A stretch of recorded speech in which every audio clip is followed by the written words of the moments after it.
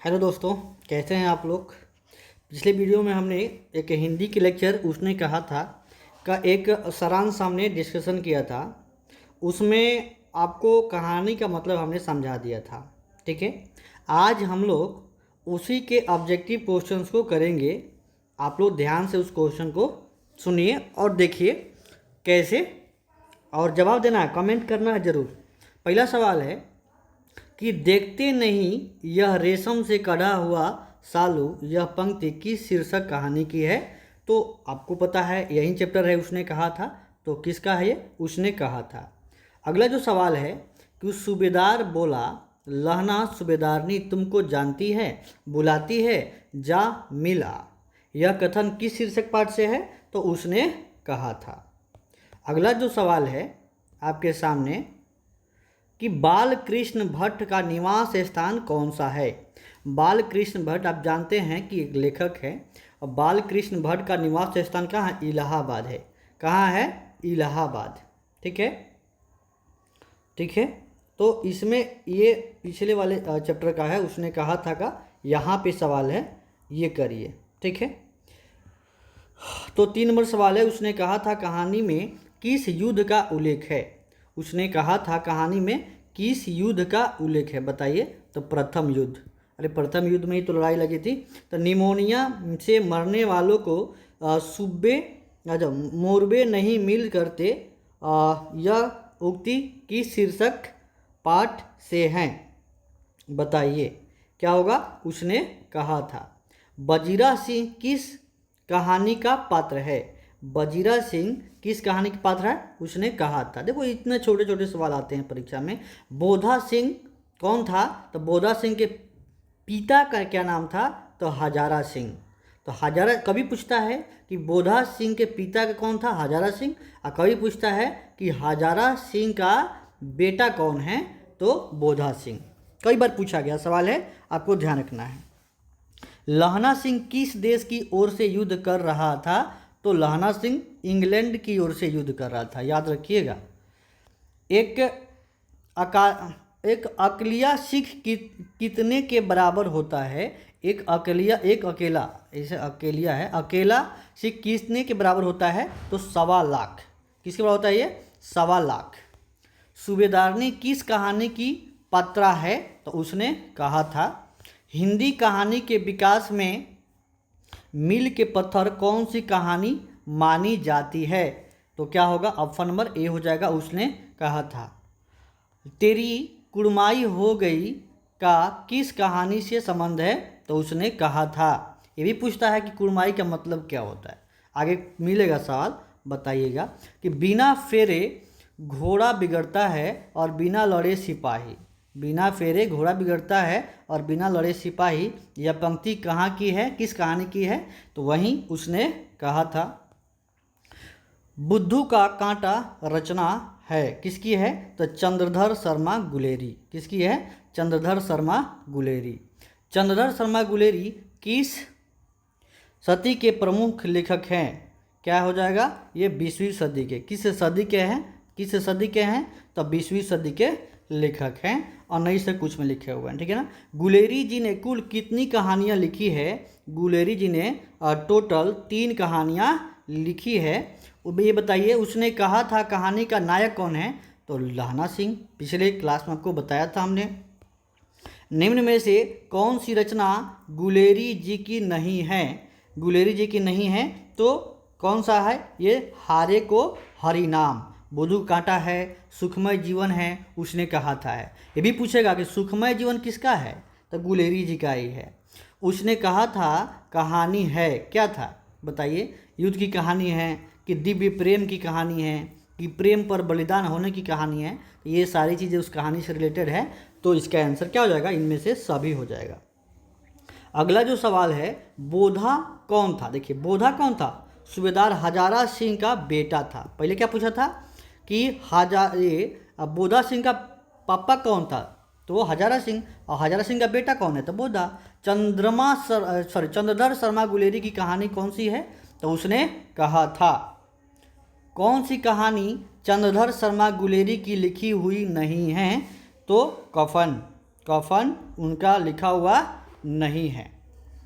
गुलेरी किस गांव के मूल निवासी थे? तो गुलेरी किस गांव के मूल निवासी थे? तो गुलेरी गुलेर के थे। कहाँ के थे? गुलेर के थे। उसने कहा था कहानी के कहानीकार कौन है? उसने कहा था कहानी के कहानीकार कौन है? तो कौन लेखक हैं? तो चंद्रधर शर्मा गुलेरी। चंद्रधर शर्मा गुलेरी किस युग के कहानीकार है? तो द्विवेदी युग के। किस युग के हैं? द्विवेदी युग के। बहुत सारा युग हुआ है, ठीक है ना। किस युग के हैं? द्विवेदी युग के। उसने कहा था कहानी कितने भागों में विभक्त है? तो 5 भागों में। कोई बहुत ही इंपॉर्टेंट सवाल है, आप इसको ध्यान रखिएगा। उसने कहा था 5 भाग में, अलग अलग पार्ट में बटा हुआ है। चंद्रधर शर्मा गुलेरी का जन्म कब हुआ था? तो चंद्रधर शर्मा गुलेरी का जन्म हुआ था 7 जुलाई 1883। याद कर लेना है, ठीक है। क्या हो जाएगा ये? 7 जुलाई 1883 को जन्म हुआ था। लहना सिंह किस कहानी का पात्र है? तो उसने कहा था किस प्रकार की कहानी है? तो कर्म प्रधान। क्या है ये? कर्म प्रधान है। चंद्रधर शर्मा गुलेरी किसके अभिभावक बनकर मेयो कॉलेज अजमेर में गए थे? ये भी पूछता है कि मेयो कॉलेज कहाँ है? मेयो कॉलेज कहाँ है? तो अजमेर में है। तो चंद्रधर शर्मा गुलेरी किसके अभिभावक बनकर मेयो कॉलेज अजमेर में आए थे? तो खेतड़ी के नाबालिग राजा जय सिंह के, ठीक है। कीरत सिंह कौन थे? तो लहना सिंह का भतीजा था। कीरत सिंह को, बोधा सिंह को जरूर याद कर लीजिएगा। लहना सिंह का भतीजा था कौन? कीरत सिंह। बचपन में लहना सिंह लड़की से बार बार कौन सा प्रश्न करता था? बचपन में लहना सिंह लड़की से बार बार कौन सा प्रश्न करता था? तेरी कुर्माई हो गई, ये तेरी कुर्माई हो गई, यही बात वो बार बार कहता था। लपटन साहब सूबेदार को कितने आदमी खंदक में छोड़कर जाने को कहता था? बताइए। कहता है तो 10। कितना? 10। अमृतसर में लहना सिंह के कौन थे? अमृतसर में लहना सिंह के मामा जी रहते थे। लहना सिंह सूबेदार को वापस बुलाने के लिए किसे भेजता है? लहना सिंह सूबेदार को वापस बुलाने के लिए किसे भेजता है? तो वजीरा सिंह को। किसे भेजता है? वजीरा सिंह को। सूबेदारनी ने अपने पति एवं पुत्र की रक्षा के लिए किससे कहा? बताइए, किससे कहा? तो लहना सिंह से कहा, ठीक है। अगला जो सवाल है, लहना सिंह का सिर अपनी गोद में लेकर कौन बैठा था? लहना सिंह का सिर अपनी गोद में लेकर कौन बैठा था? तो वजीरा सिंह, ठीक है, वजीरा सिंह। और देखिए, लहना सिंह के मामा कहाँ के रहने वाले थे? तो अमृतसर। कहाँ के रहने वाले थे? अमृतसर। अगला सवाल देखिए, ठीक है। जब आपको टोटल क्वेश्चन हम लोग कर दिए हैं क्या, खत्म। अब हम लोग अगला सवाल देखते हैं। ये जो छूटा हुआ सवाल है उसको भी कर लेते हैं, इधर छूट गया था कुछ सवाल, इसको भी देखिएगा। उसने कहा था कहानी में किस शहर का चित्रण किया गया है? तो ये जानते हैं अमृतसर। किसकी क्या है? अमृतसर की। अगर लहना सिंह के गांव का क्या नाम है? लहना सिंह के गांव का नाम क्या है? तो माझे है। लहना सिंह गांव का नाम क्या है? माझे है, माझे। लहना सिंह किस पद पर था? तो जमादार था। कौन था ये? जमादार। लहना सिंह की मृत्यु किसकी गोद में हुई? तो वजीरा सिंह के गोद में हुई थी। वजीरा सिंह के गोद में हुई थी, ठीक है। पलटन का विदूषक कौन था? तो वजीरा सिंह ही था। सूबेदार हजारा सिंह के लड़के का क्या नाम था? तो हजारा सिंह के बेटा बोधा सिंह था। भारतीय सिपाहियों का किसके साथ संघर्ष हुआ था? तो आपको पता है जर्मनी के साथ। किसके साथ? जर्मनी के साथ, ठीक है। अगला है, जर्मन लपटन को किसने मार गिराया? लहना सिंह। लहना सिंह। सिख राइफल्स के जमादार लहना सिंह का नंबर क्या था? 77। याद रखिएगा। सरकार ने सूबेदार को जमीन कहाँ दी थी? बताइए, सरकार ने सूबेदार को जमीन कहाँ दी? तो लायलपुर। लायलपुर कहाँ है? पंजाब में। गुलेरी जी का जन्म हुआ था कहाँ पे? जयपुर में। कहाँ? गुलेरी जी का जन्म कहाँ हुआ था? जयपुर में, ठीक है। और सुखमय जीवन किसकी रचना है? तो चंद्रधर शर्मा गुलेरी। कई बार आए हैं सवाल ये। उसने कहा था कहानी कब प्रकाशित हुई? 1915 में।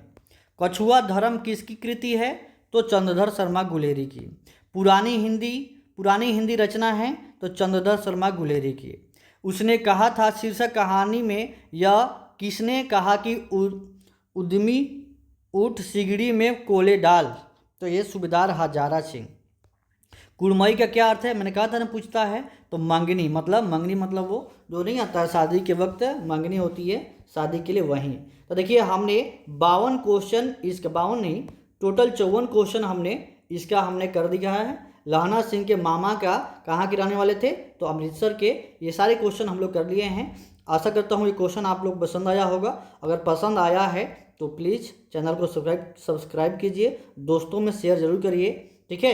अगर आपको अच्छा लग रहा है तो कमेंट जरूर करिए कि हाँ अगला हर चैप्टर का सब्जेक्टिव करा दीजिए, मैं ज़रूर करा दूंगा। थैंक यू दोस्तों।